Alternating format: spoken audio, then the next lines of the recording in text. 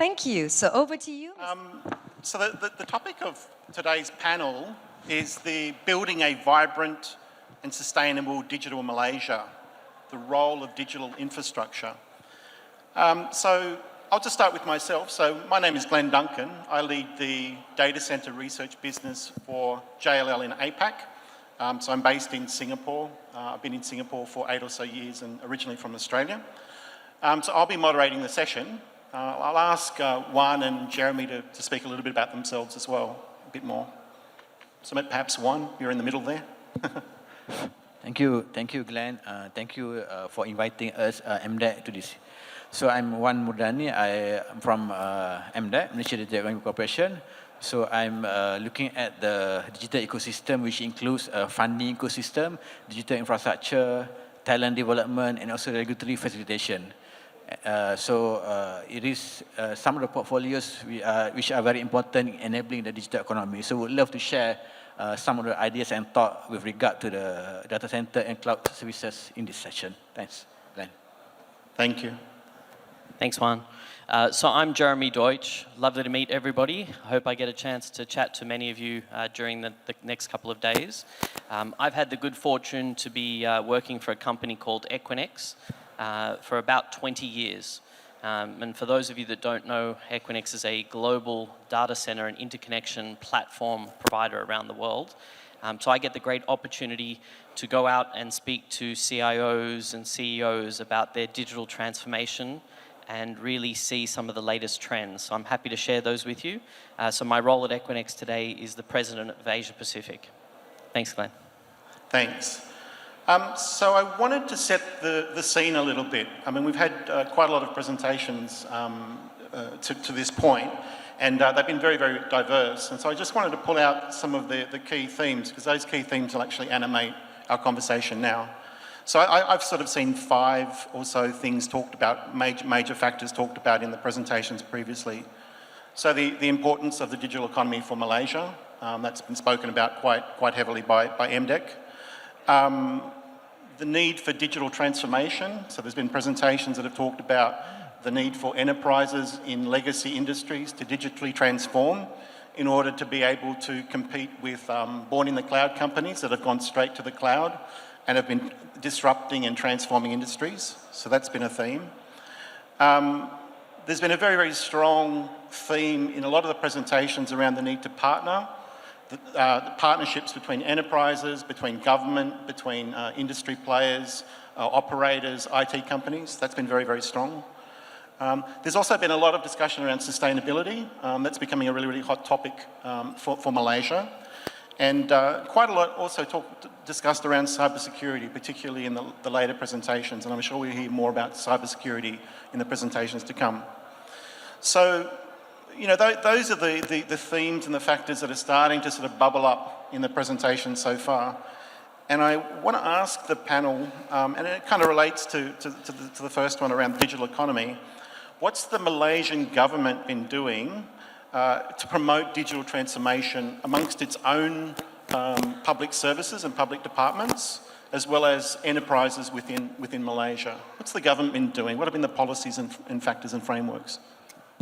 First of all, we have to look at the national aspiration in terms of how digital economy would contribute to the economic impact of a country. So again, we are guided by the aspirational goal of digital economy contributing about 25.3% by year 2025. So that requires government or MDEC to have some intervention programs in terms of how do we have digital transformation, whether within the enterprises or consumers or rakyat or businesses. So in this sense, if we take, there are 3 key areas that we have to focus on. The first one is driving the key investments. So it's very important that we have to make sure that as a country, we have adequate and enough high-value investments into digital technologies, whether from the domestic investors or from the foreign investors. So that is the first one. And the second one is growing the local tech ecosystem. So when we bring in the foreign investments or we uplift the domestic investment in digital technologies,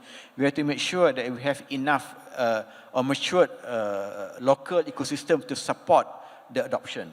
So, and then the third one is driving the adoption itself. This is where I think it's pretty much related to the question, Glenn, just now about what kind of initiative that we do in terms of helping the digital transformation. So we need, I think I shared earlier the 9 promoted sectors that we are focusing on, which include digital health, digital agriculture. So those are the key sectors which we believe are matured and ready to transform digitally.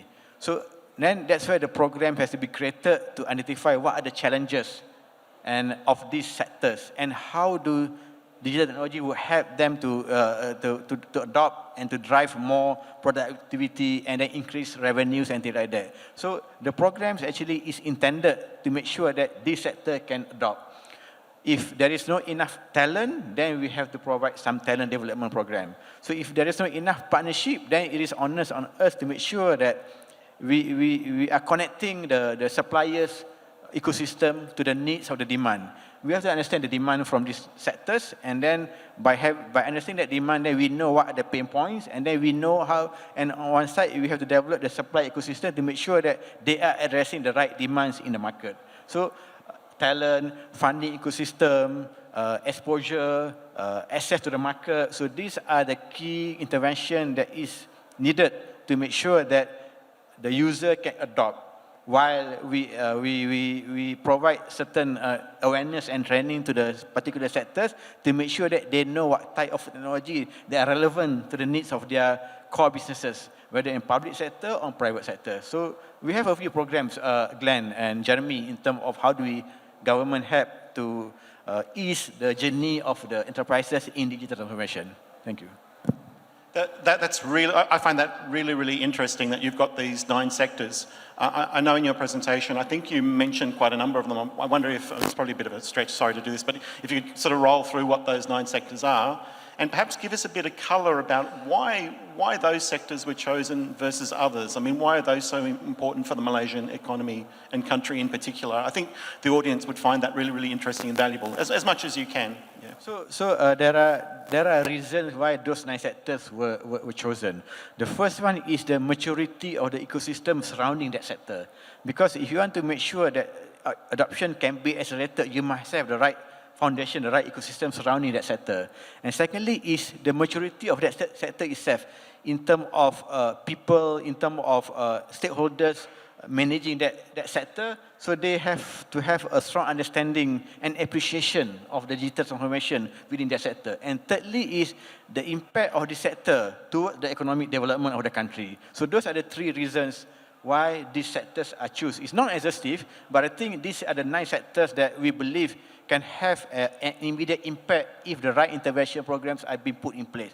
For example, like if we were to grow digital agriculture, then we need to make sure that we have enough IoT, for example, IoT sensors company out there who understand the needs of the farmers and things like that. And secondly is, do we have a right farmers association or ministry that have a vision in terms of making sure that their community is invested into this kind of initiative. And thirdly, and then also thirdly is the investment. So if we were to develop the agriculture in terms of digital technology, we need to make sure that there are enough investors out there who are going to invest on the technology so that the community of farmers can adopt in a more timely and affordable manner. So these are the reason and the natural reason why these promoted sectors were selected in the first place. Thank you. Jeremy, is there anything there that you wanted to add? Yeah, sure. I would say one of the best things that I see that the Malaysian government has done is that you appreciate that it's an ecosystem. It's not just one company doing digital transformation. Digital transformation can only occur when there's many different parties there who can each provide part of the solution and can be done so in a consistent fashion. So I think picking those sectors that you've picked, building some of the key infrastructure elements, enabling key partners to come and enter the market, I think all of that is going to help all of us, all the organizations, the government, speed up the digital transformation process, which I think is fantastic. It's exactly what we're seeing in other parts of the world. Yep. Well, one, I hadn't planned to ask this question, but just seeing the audience, we've got quite a lot of enterprise clients in the audience. Just wondering, you mentioned issues around skills, and you mentioned also about sort of government assistance. What would does that look from from a practical perspective for enterprises? What can they look to receive from government? Okay, The programs. I mean, I just pick, maybe perhaps it'd be good to pick another example of how do we, how MDEC see this from the perspective of national economic development. So if I may quote one example, cloud adoption, for example, right? So obviously, a few years back, the adoption of cloud wasn't that picking up. So then hence the reason it was not picked up because the awareness is not there, and then also the perception of the cloud, perhaps the security will not then be seen as one of the key elements in terms of maybe the trust level of adopting cloud with regard to security was not there. So what we did was, we know that we have to attract the investments into the supply ecosystem of the cloud services, but at the same time, we have to look into the policies. For example, like if there is an issue of enterprises or public sector in terms of adopting cloud, it's a procurement, for example, right? So that's why we work closely with Mampu. Mampu is our public sector custodian in terms of the modernization and IT transformation. So we work with them to see what are the pain points of the agencies wanting to adopt cloud. So if the procurement is an issue, so we work out a mechanism to make sure that there is an appropriate procurement model to adopt cloud. So that is in terms of procurement. And then in terms of awareness, uplifting the awareness, understanding on how cloud can be able to reduce the total cost of ownership, how cloud can be able to provide avenue for more services to be developed. So this is where we are bringing in the partners, the industry, the likes of the cloud providers to make sure to share their insight and thoughts. And also, together with the government, work in partnership to address certain particular projects and do the pilot to address some of the issues that has been raised. So eventually, at the day, is our measurement is the uptake of the cloud and also how it can help to reduce the operational matters of the government machinery in terms of providing services to the citizens. So I can just share that kind of instances that shows how MDEC can play a role in terms of connecting the dot between the industry and the users. Thank you. You mentioned that Malaysian enterprises have been digitally transforming for some time, and we know that this process of digital transformation in enterprises has been going on for quite some time. It's been, I think, maybe 10 or more years since research houses like IDC sort of introduced this sort of concept as something that enterprises might want to do. Given that Malaysia's been maturing on that sort of digital transformation curve, but you could probably accept that it's not necessarily at that mature stage yet, and perhaps some of the other markets within the region are more mature and they've got some learnings and some lessons that we can perhaps learn about. In your roles, and perhaps Jeremy, you sort of in an APAC role where you're sort of looking at all these different countries, are you seeing sort of any trends or insights or lessons learned around digital transformation that you can bring to the table for the Malaysian enterprises and the audience here?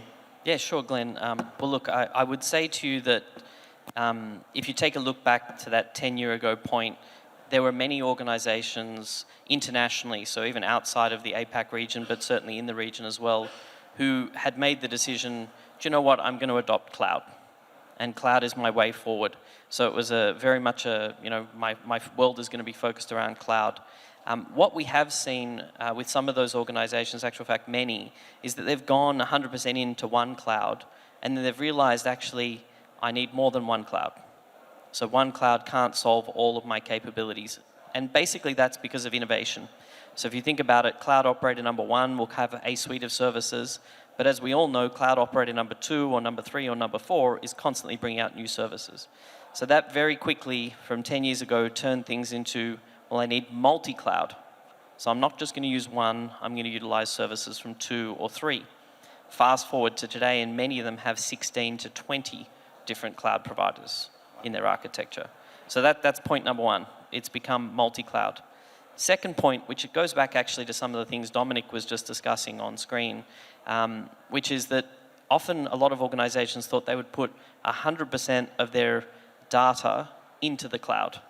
And again, once you realize it's not just one cloud and it's multi-cloud, the data costs became very high, and of course, the true value of organizations in a digital world is the data. So keeping that data in a central repository has become quite powerful. which has really led us to the next wave, which is hybrid multi-cloud. So people have some of their own architecture, and then they're leveraging multi-cloud as well, which comes back to the skills. I think in Malaysia, the government has done a great job of creating that environment where many different cloud providers want to come, where the skills are available, and it allows, I would suggest, many organizations in this room to leapfrog some of the practices from 10 years ago and go straight to a hybrid multi-cloud architecture, which is really what we're seeing global organizations and many organizations across APAC adopting right now. Do you think it's a problem using a single cloud? Are there any issues there? Or, and in relation to multi-cloud, do you see sort of any challenges in terms of management, or is it? Yeah, I think one of the key things that we've seen come up quite frequently is the changing dynamics. So many enterprises, I'm sure some in this room, would have an office building somewhere nearby, and their data infrastructure or their IT infrastructure might still be sitting inside that office. Now, the first challenge that occurs is when you look at it and go, well, hang on, the people in my office talking to my computers are no longer my big traffic path. My big traffic path is my computers talking to clouds. So there's a real change that has to occur there, especially with the pandemic where not everybody has returned to offices. That dynamic has now changed. I've got home users dialing in, I've got my data connecting into clouds, into IoT, into everything. How do I solve for that? And then you get to that multi-cloud architecture that I mentioned, and it comes back to a really simple word: connectivity. How do I make sure that everything is seamlessly being able to connect into each other, high speeds, low cost, and with full security? Now that's a big thing to solve. Big part of what Equinix does is making sure we enable that around the world, but really making sure those hybrid multi-cloud deployments have somewhere to live. That's been a big challenge for organizations. That's really, really interesting. So my understanding from what you're saying is that you have this environment, a data center architecture called hybrid multi-cloud, which is something that Malaysian enterprises could potentially be adopting or may already be doing it. And that's a mix of on-premise and then co-location and then perhaps connectivity to the cloud, either directly or through the co-location facility. You mentioned this idea of interconnectivity. I mean, how does a co-location provider like Equinix or others kind of enable that? What does that actually look like? And what's their role in this kind of like hybrid multi-cloud ecosystem? Yeah, sure. Look, I would tell you that when you come down to the architecture, so enterprise architects in the audience will be looking at the best architecture to look forward. I encourage you to take a really close look at hybrid multi-cloud. I really do think that's the way we're seeing global multinationals leverage it, local organizations, even organizations like Sime Darby Berhad, who leverages our platform to do some of this architecture today. So this is something that's being well adopted. And when it comes down to it, for Equinix, as an example, or providers like us, it's about creating an environment where multiple different providers will be located inside the exact building that you're going to put your architecture. So if we can create an environment where you can directly connect to Amazon, Microsoft, Google, Oracle, then on to organizations like Zoom or Salesforce, etc. The list goes on, as I mentioned, 16 to 20 clouds that organizations are connecting to now. If we can create that environment where you can do that inside the same building, you take away that whole architecture that's sitting in an office environment today and move it to a highly interconnected environment, then you can truly do multi-cloud.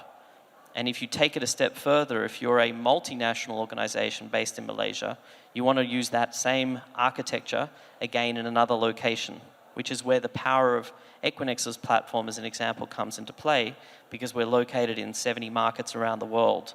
And we've created this exact same environment in Amsterdam, or in London, or in Silicon Valley, or in Singapore, and we hope to do the exact same thing in Malaysia as well. So what are enterprises doing today then, if they're not using that sort of facility? If they want to connect to 5 or 6 clouds, how do they do that now? Yeah, traditionally, they've got a very high cost option on it, which has some latency impacts. So traditionally what they'll do is they'll leverage their existing office data center and buy network links into various cloud providers. So the cost can be higher, the amount of bandwidth can be a bit smaller, and then to do multi-cloud where you have, and I'm sure there's many people that understand this better in the audience than I do, but chatty applications that will communicate between this set of data and this cloud application, and then a second cloud application very quickly, it can become very latency sensitive. So the performance of your application, think of it this way, the experience we have on these little devices, if something doesn't work immediately, we put them back down. And that's exactly what happens with corporate apps as well. So you've got to make sure that performance is seamless and it's clean. So that's the biggest challenge we're seeing around the connectivity piece. Great. That's really, really interesting. Let's pull it back specifically to Malaysia now. And we've talked about these government programs. We've talked about Malaysian enterprises digitally transforming already. What have been some of the success stories? What have been some of the successful industries or companies that you're able to share with us? One, you spoke about these nine sectors where these programs have had government focus.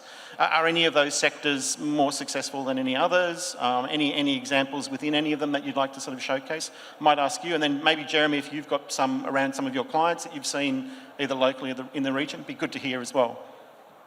So maybe on the investment side, on the general investment side, I think we have seen many global players who have made a commitment to invest in Malaysia. So which is very important because we need that fundamental or foundation of digital infrastructure to be to establish a footprint in Malaysia, so that we can have Malaysia as a country. We are digitally connected to the rest of the region. So that is a fundamental foundation. I think we believe that we have landed many successful investment. You have heard about the announcement by AWS, by Microsoft, by some other players, including Equinix, who have made a firm commitment to investing. So that serves the foundation of the investment that we need to bring in. But if you were to go in a bit more detail into the sectoral assessment that we do.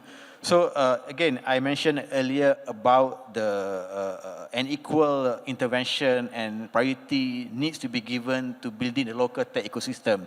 So again, if I pick digital agriculture, for example, right? So there are about 15 projects that have been successfully done in that particular sector. So I'm glad to see that we have a local company doing a drone tech.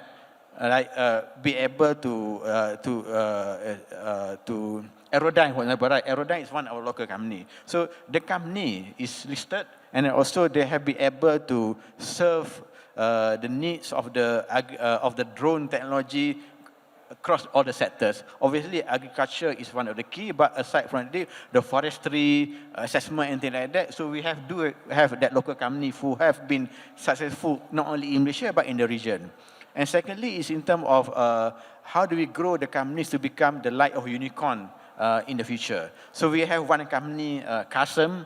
Custom is a company that looks into the sales and selling of cars by using the app. So this company has gotten a few round of VC funding and investment in the region, and they have established a footprint in the region as well. So these are the locally grown company who have been co-developed by MDEC.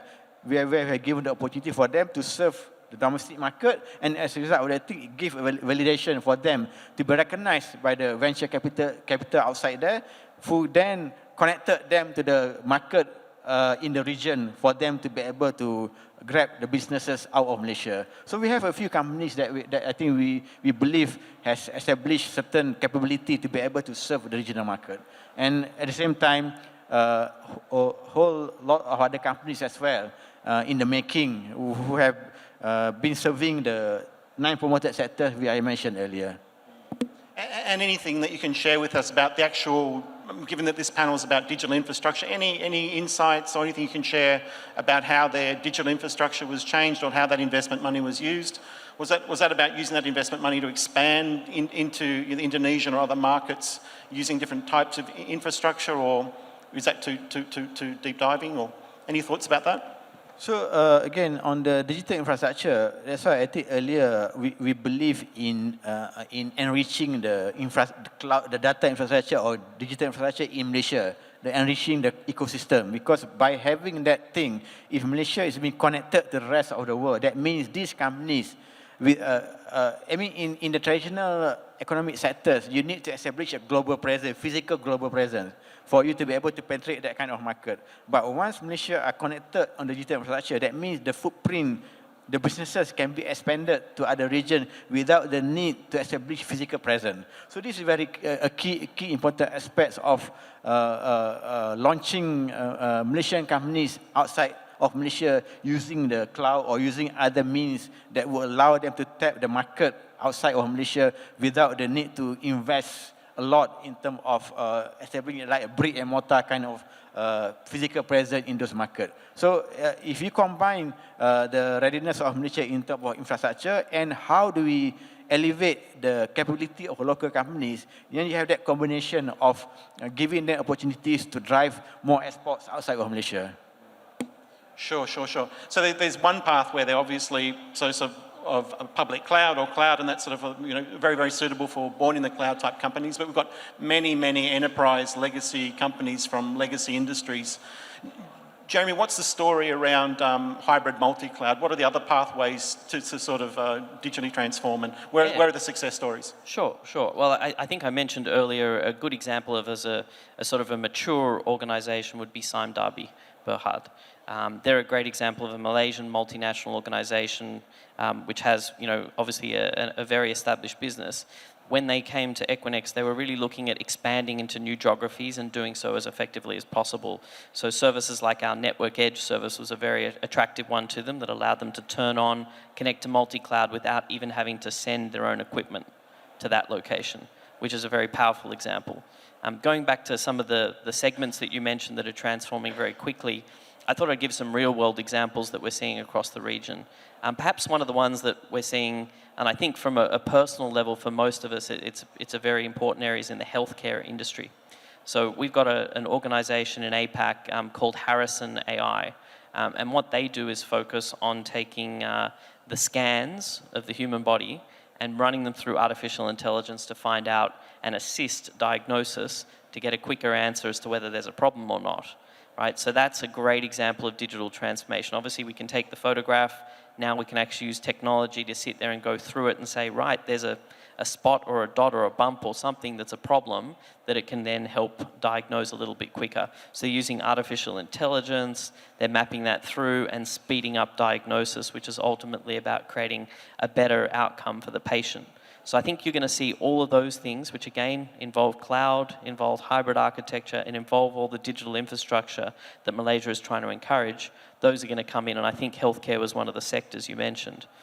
Another good example that we've seen across the APAC region is in transport and logistics. You look at that market, there's obviously 5G technology, which I know Malaysia has recently announced another 5G network. So 5G technology out in the field, artificial intelligence coming back in with the IoT information and making sure that that's as effective and efficient as possible. And we see those kind of applications being utilized. So an example would be SML Logistics, who locates their architecture with us again for the benefit of being able to deploy in multiple locations and the benefit of being able to connect to multi-cloud, which all enables them to be even more efficient, driving their cost model down and making sure they can be as competitive as possible in the industry. So those are just a couple of examples of how we've seen digital transformation make a huge impact to organizations and also hopefully to all of us in that healthcare sector, as I mentioned. So you've mentioned healthcare, you've mentioned logistics. Any other industries that you think might be particularly relevant for Malaysia to be aware about that you're perhaps seeing in other markets, or that you think perhaps should be going faster here, or any insights or comments there? Well, look, I think you're going to see things. Normally, the first sectors that we see digitized very quickly is the financial services sector. So that's a very progressive sector that moves pretty quickly. I would tell you that manufacturing logistics is picking up globally. So they had perhaps been a little bit slower, but on the back of IoT inside the factory, 5G connectivity to enable distribution through supply chains, new technologies that have come out, that has really enabled them to take the next step up. And again, all of these companies are really taking their data and leveraging that to make better outcomes. Now, I'm sure many people inside this room have tried an app like ChatGPT or something equivalent, taking that artificial intelligence angle, which I think is going to be the new cloud service that people are going to adopt in this multi-cloud architecture, I think that's going to see another escalation as we go. So obviously you have chatbots right now who can step in for language discussions, but then you can also do things like Harrison AI, where they're using the artificial intelligence specifically on a particular data set. So I think when you consider the amount of data that organizations have, the fact that they're collecting that information up, the infrastructure is there now, the service providers are there, it's now a question of what intelligence can I drive out of it and how quickly can I get that adopted back into my business or back into, for example, patient outcomes in the healthcare sector. You've mentioned AI. Do you think that will change or revolutionise the data centre architecture? Will it change where compute is done or push workloads to the edge, or is there any sort of major shift that you can think will come from that in terms of the data centre? I think it'll bring back the importance again of what I mentioned on that connectivity piece. The ability to interconnect between multiple partners. Think of it as digital synapses, like inside our brains. If I can have a way to connect to all the key parties I need, if it's my artificial intelligence provider, if it's my storage, if it's my compute, if it's my back office applications, or it's my front office user experience applications, I need to be able to make sure that's seamless, make sure it's highly interconnected, and make sure I can scale it and repeat it with my architecture. If I've done that well, that's my data center architecture of the future. If I hear you correctly, what you're saying is that artificial intelligence will effectively supercharge the need for connectivity within your data center ecosystem. It's another ecosystem that is very quickly coming. So if you take the network ecosystem, so connectivity, just basically, like literally to get us access on our mobile devices or at home, that was sort of position number one. Position number two was I've got to get access to some of the hyperscale cloud providers. Position number three is I've got to get access to the long tail of cloud providers so I can get all the services done inside my business. The next one that we've seen is that companies are connecting to their supply chain partners directly in the data center, so really enabling that. And I think now you'll have the new application of artificial intelligence, the continued acceleration of IoT. These things will all layer together in the digital transformation journey that, frankly, all organizations are going through, including the one I work for. So we do this exact same architecture ourselves for our own business across our data centers around the world. So it's hybrid multi-cloud. Even though we own and operate a very large number of data centers, we also utilize clouds. And when I last checked with our own CIO, I think we were north of 20 different cloud services to bring together the entire Equinix platform. Excellent, thank you. So far, it's been a good news story, and we've talked about a lot of positive things. But we know things are not always easy, or not always don't always work out. What are some of the challenges that you've either been seeing regionally, or that you think that the Malaysian economy or digital economy might sort of face? What are some of the challenges that we need to address in this process? Cybersecurity? Sorry? You already mentioned cybersecurity? Yeah, okay. No, just around digital economy. Okay. Okay. Cybersecurity is certainly there. Yeah. So perhaps I think we spoke about AI just now and things like that. So the other thing I think we may want to highlight is the challenges in terms of the data sharing, for example, right?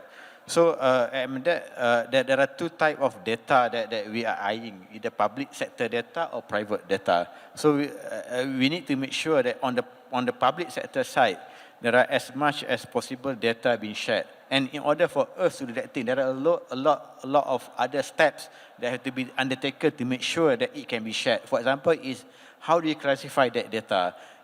Do we have enough open data available out there in the public sector that we can monetize? So this is something that government has to incentivize. So that by bringing together the service provider, the developers, to make sure that they can make something out of that open data into meaningful services to the citizen. You're coming from the perspective of the government. So those are the things. But it is not easy because, first of all, there are many unstructured data available out there. And how do you get it translated into a more structured data for it to be able to be shared on the right platform? And secondly is the understanding of that data itself. Because you need to make sure that we understand what kind of data that can be shared and what kind of data that cannot be shared. So those are the things that have to be linked back to the policies and regulation of the government.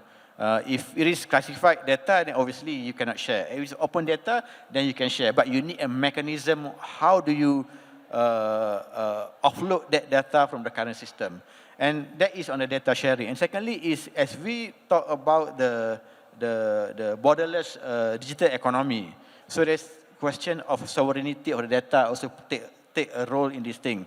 So how prepared a country in terms of being open to the data and also the sharing of data and having the same set of rules and regulation governing the data of a particular customer who have a presence in both countries, in both regions. So it is the onus on the government to make sure that we can strike a balancing deal between the two countries on how they treat data on the equal basis. So they require quite a concerted effort to come up with policy to make sure that each government can have the same understanding on managing that data. So it's very important as part of the data ecosystem to make sure that we can monetize, we can roll out more products and services based on that resources that we have. Excellent, thank you very much. We've reached time, so Jeremy, I'll just give you the last chance to sort of have your say and then we'll close out. Just on the challenges side, I would say on behalf of the enterprises in the room, I think the biggest challenge that I'm seeing is making sure you pick the right architecture up front. So making sure you sit down and have a really good think about how your architecture is going to look in 6 to 12 months' time, making sure you've taken into consideration where you can connect to all the different partners you're going to need. So I would certainly call that out. And then on the Equinix side of things, we're busy building at the moment. So our biggest challenge is to make sure that we're operational in this market as soon as possible. And we look forward to opening our first site in Johor early next year. So that's the challenges. Thank you very much. Yeah, I think we've tried to, I guess, bring together, we've got a break now, I think, so we've tried to bring together all the themes and topics from early together in this panel. So thanks everybody for participating. It's been great. Thanks, Glenn. Thanks, Juan. All right. Thank you very much, Mr. Thank you very much. All right, Andy.